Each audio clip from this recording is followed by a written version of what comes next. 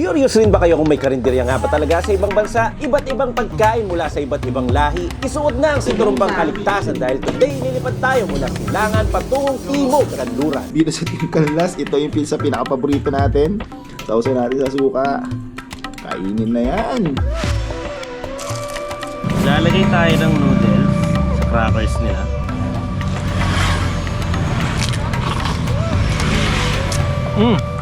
Sarap ng pagkakagawa. Siguro kasama na dun dahil yung kinakamay siya kapag pinaprepare.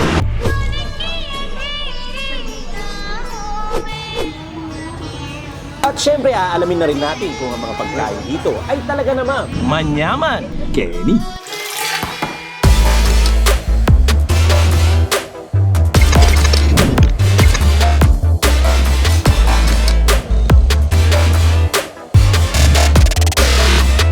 Hindi tayo magpapaawat dahil magkaiwalay man tayo ng landas, gugutumin pa din kayo ng Team Canlas. Umpisahan natin ang food trip dito sa Bali, Indonesia. Next stop natin mga kaps, isang warung o ibig sabihin ni karinderya dyan sa Pilipinas. Dito ay warung kung tawagin. At meron dito parang ihaw-ihaw o yung pinaka pork barbecue nila, yung tawag nila ay satay.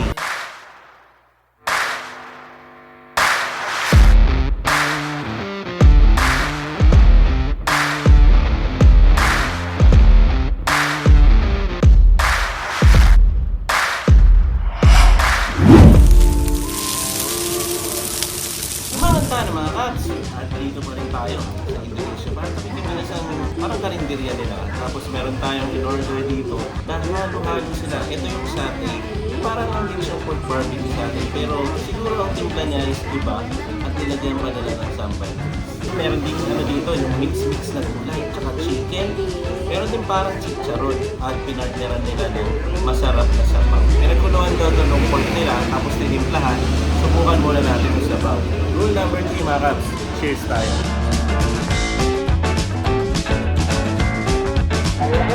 Ano lang din, pero masarap, malasa. Meron siyang carrots, meron siyang sayote. Malalasahan mo na meron siyang luya. Kumakakong siya doon. Siguro mas makakang pangato. Dahil nakatikim na ako ng sambal nila, what more kung ilalagay pa nila dito sa mismong satay nila mga kaps. Naku, kakaiba.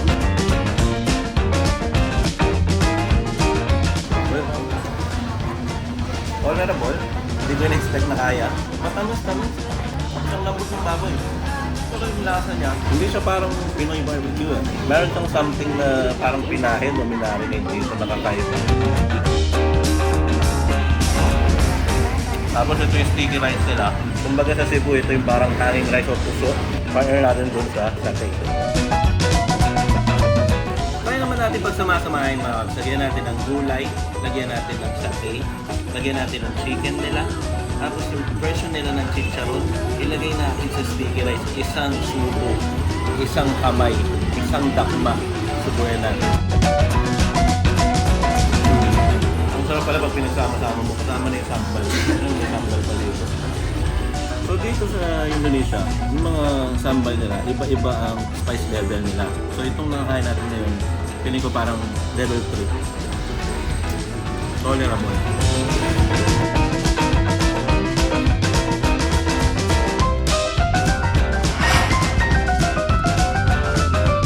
Yung chicharon version nga pala nila dito mga kaps, medyo kakaiba dahil feeling ko native na baboy ito. Hindi ko alam kung sadyang gano'n na may mga konti-konti pang balahibo. Medyo mapapaisip ka lang kapag kakain mo dahil may mga buso. Inilagang mo na lang.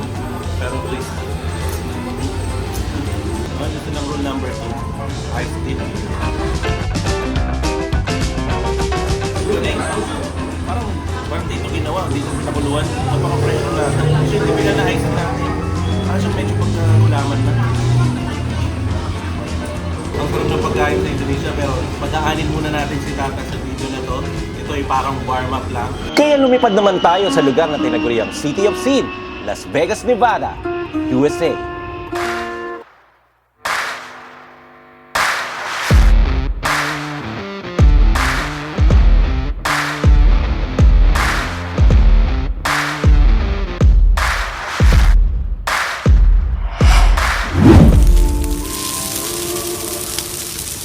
kainan na mga Cubs. Ayan, nandito naman tayo ngayon sa Las Vegas, Nevada, USA.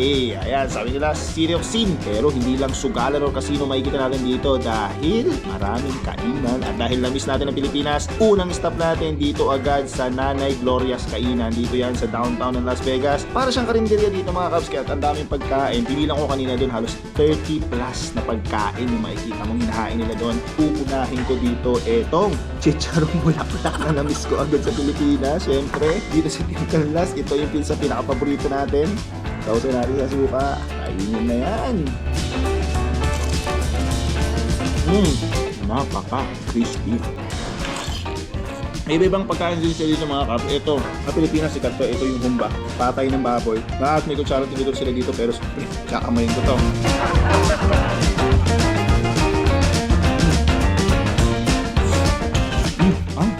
Harap. Tama-tama yung tamis. Tapos sobrang lambot ng pata. Ngayon, meron din sila dito yung dinuguan. Lagyan ko dito sa kanin natin. Tapos, sa talagang kamay natin. Sarap din. Tama-tama yung asin niya. Parang nasa Pilipinas ka rin. Sarap pag sama-samahan mo sa buka mo.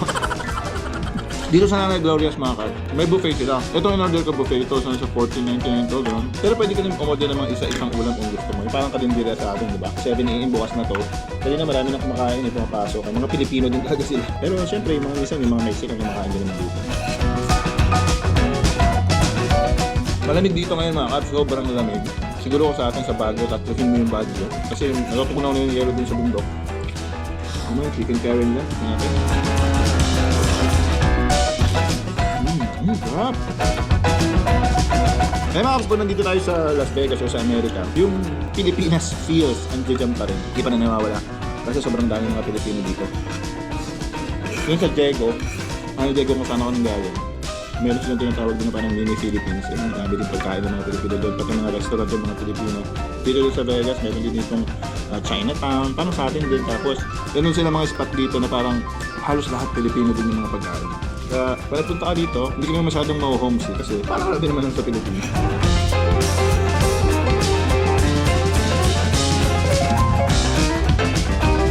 Kilala natin ang Las Vegas mga Cubs, sa mga subalan, entertainment, di ba? Pero, bingin sa atin ka naman, marami din masasarap na pagkain dito. Lalong-lalo na ito. Tunay na galing sa atin sa Pilipinas. Kaya yung mga Pilipino na mga Cubs natin na nandito sa Las Vegas, shoutout sa inyo lahat. Sigurado lagi din ako makakain dito sa Nanay Gloria. Ay, medyo nabusog na ako. So, tikman naman natin yung dessert nila. Ito yung bilo-bilo sa atin sa Pilipinas. Magaling din yung nagluluto nila. Kapampangan siguro yun. Kaya di ka pang pangaluhan ito na ngayon eh. Ay mga Cubs, hindi ko muna masyadong dadamihan yung kain ko kasi may isa pa tayong titikman dito na Filipino kainan din dito sa Las Vegas. Bukod sa pagkain Pilipino na na-miss ko, syempre na-miss ko kayo. Habang lalakad tayo papunta doon sa next spot natin, kumustahin muna natin si Cubs Chess. Nandun siya sa Bali, Indonesia. Cubs Chess, pasok!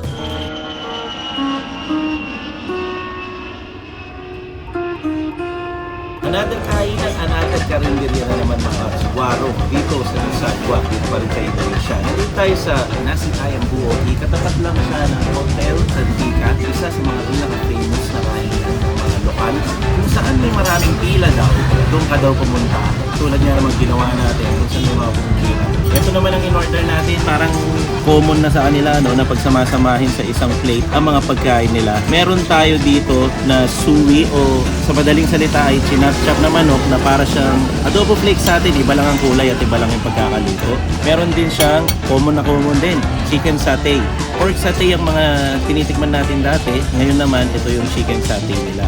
Palagi rin silang may side dish, napansin ko lang parang palaging ito, same yung beans at saka yung parang bamboo shoot nila dyan. Meron silang pampalutong o appetizer kapag kinakagat mo. Malutong nga naman. Meron silang mani. Parang adobong mani lang din sa ating mga Pinoy ito. Tapos meron silang smoked chicken. Ayam din. Ang pinakatawag pala talaga dito is ayam betutu. Una nating tikman, syempre, chicken satay. Isawsaw din natin doon sa sauce. Parang tinambabrush mo lang siya. Parang may luya. Parang ganun. Parang may luya, may tangdag na dinurog-durog dito sa loob. Pero wala nang mas the best pa sa kanila, kundi palagi ang sili. Laging nasa taas. Ayan yung mga sabaw na yan. Sumasamahan mo pa yan. Manigaw, para malutong yung feel habang kumakain ka.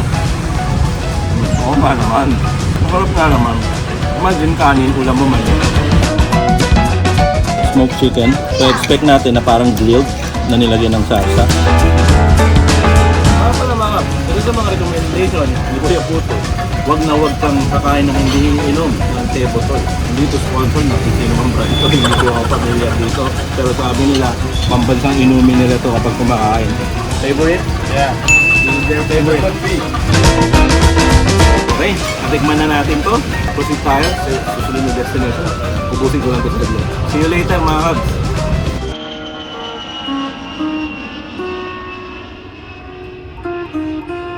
Ito na mga kabs, nandito tayo sa Fiesta Filipino Cuisine. Ang in-order ko lang mga kabs is chicken barbecue at pork barbecue. Malalaki din ha. Malaki ng pork barbecue nila. Mga $8 lang to. Ha? Mahal pa? So, siyempre kapapat na lang pa rin natin yun ng kanin. Kamay-kamay sa Amerika. Masarap ng sauce ng barbecue nila. Kasi yung typical na parang sa street food na kinakain natin. Mga restaurant style talaga siya. Yung place nila dito maganda rin kasi parang bahay kubo. Parang sa Pilipinas, no? Toy siya. Parang nipahat ganun yung ambience. Kaya nakakagana din naman.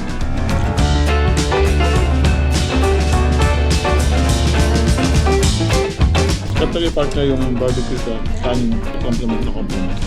Kung makikita niyo mga kabs yung segment natin today, para lang tayo na sa Pilipinas, no? Yung kakaiba yung mga kinain ni kabs sa Bali, di ba? Kakaiba yung mga street foods nila doon. Pero dito kasi sa US, siyempre may mga American food dito, Mexican, Mediterranean food. Iba-iba naman din yung pagkain dito. Pero inuna natin tikman tong mga Filipino dish kasi na-miss ko agad. Parang kayo, siyempre na-miss ko naman kayo. At salamat nga pala mga kabs kasi kahit na medyo may pagbabago dito sa channel namin ng Kabses, dito sa channel natin, yung supportahan niyo pa rin kami. Ang masarap dito kasi, sa barbecue nila, hindi tinipid sa sauce. Pwede ka pa mag-imus din. Ito ang masarap kasi nakita ko dun sa wall nila, ganyan yung mga artista. Ang dami nang kumain ng mga artista dito. Mga Pilipino, siyempre, kahit mga celebrity yan, pag pumunta sila sa ibang bansa, kami miss pa rin ng mga Filipino food. Iba yung panlasang Pilipino.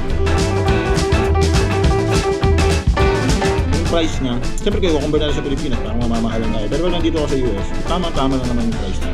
Kasi yung cost of living dito, iba naman sa cost of living natin sa Pilipinas. Marami din silang choices na pagkain dito mga kabs ha. Nakikita nyo kaso, ang open kasi nito 10 AM. Yung kanina pinuntahan natin na una sa kailangan ko 7 AM bukas na yun. Kaya inunan natin yung kanina. Mga taga dito sa US na, dito sa Vegas, or yung napapadpad dito sa Las Vegas. Kasi ang Las Vegas, ito yung parang isang pinaka-spot dito sa US na pinadayo ng mga turista talaga. Napadpad ko dito, dayuhin nyo itong Nanay Glorias. So itong Fiesta Filipina, hindi kayo mag-iisip ang napakasal din natin. Tapusin na natin itong Battle of Carinderia sa isa pang food trip pabalik ng Indonesia. Lipat naman tayo dito sa tabing kalsada mga kabs. Famous daw at palaging pinupuntahan at madalas ay hangover cure, bakso ayam. Bakso is parang ano sa atin eh. Para siyang noodles na may soup. Para siyang ano yung tawag natin sa Quiapo, yung sotanghon. Para siyang ganon pero parang level up kasi ang dami niyang laman. Meron siyang crackers din na panerno mo. Kumbaga sa mami natin sa Pilipinas na pandesal. Tapos ang noodles niya parang doon sa instant noodles. Pero dalawang klase yan. Yung isang noodles naman is yung parang bihon na kulay blue. Tapos meron siyang ayam, meron siyang tofu, at meron siyang meatballs kung tawagin nila. Pero ang tingin ko dito is squid ball. So ganun lang din. Tikman natin yung sabaw muna. Last, pinagkuluan ng manok mga kabs. At kung mapapansin nyo, napaka-perfect ng place nila. Kasi tabi to ng lake, tabi pa siya ng daan. So literal na street food na nasa lake na tuwing babagsak daw ang hamog o bababa ang hamog, sakto malamig yun. So meron silang pampainit dito. Ang tawag nga nila doon is ito, yung bakso. So lagyan din natin siya ng timpla para mas masarap siya. Kakaiba yung kulay pero sabi nila pampatamis. So yung sweet sauce nila is kulay black. Ayan yung ilalagay natin. Tatlong pagsasama-samahin natin na sauce daw para masarap. Yung isa naman is pampa-sour daw o pampa-asim. Although kulay pula siya, ang akala ko kanina is hot sauce siya. Lagyan natin. Pero ang pinaka-hot sauce daw talaga nila is yung parang suka sa atin. So, dadamihan daw natin to para masarap daw yung noodles. So, ang gagawin natin, lalagay tayo ng noodles sa crackers nila.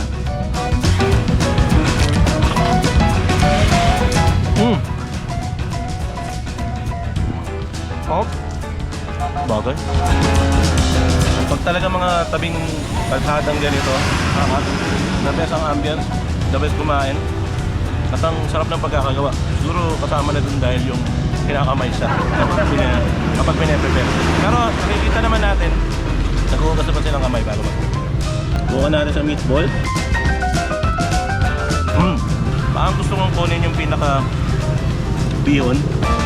Ayan, may sumamang instant noodles. Pero may bihon na rin siya.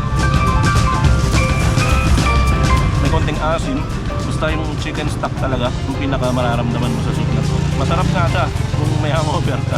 Katulad siya ng mga beef mami sa atin. Kung nandito si Tata, malamang makakadalawa ng ganito. Yung anghang nila dito, totoo. Hindi sila nagbibiro. Pwede mo rin naman dalagan. Depende naman yan sa tolerance mo. Kung ikaw yung taong katulad ko na mas lalong ginaganaan kapag anghang, mas dagdagan pa.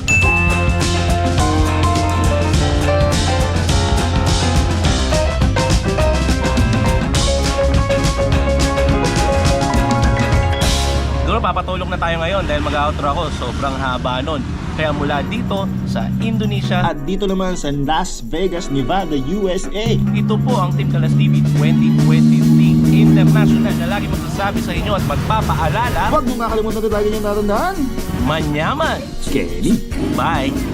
Peace out! Tata, pasok sa bonus clip. Let's go!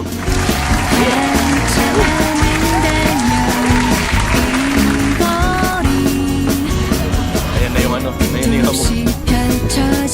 Teka lang, lalagyan ko pala ng sticker to mga kabs. Bibirol ko na lang. Dahil masarap, lagyan natin ng sticker. So bonus clip na lang mga kabs. Sabi namin kay Ate Annie, we are from Team Kalas TV, Philippines. Goes International po. Ay, Ate Annie, shoutout po kayo sa Annie. Yeah, from Las Vegas, Nevada pa yan. May tinatype na siya dun eh. Ito yung cook nila, napakasarap magluto. Sarap ang food nyo kaya? Sa Pilipinas. Ano pangalan nyo kaya?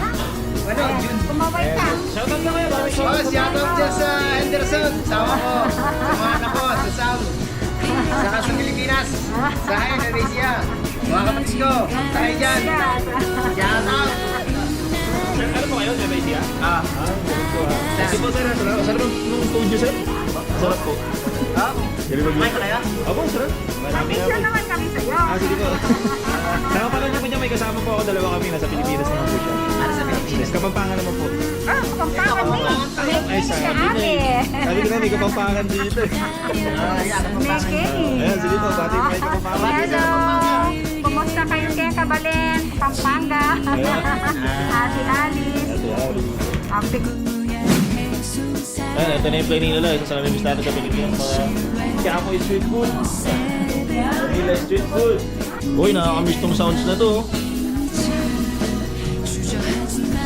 Pasok mga kapshes, kahit mga konting clip lang. Sa bonus clip, ito yung background music mo.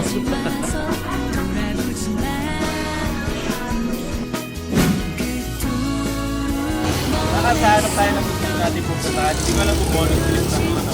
Kaya kasama natin si Kuya Tuto. He is our tour guide.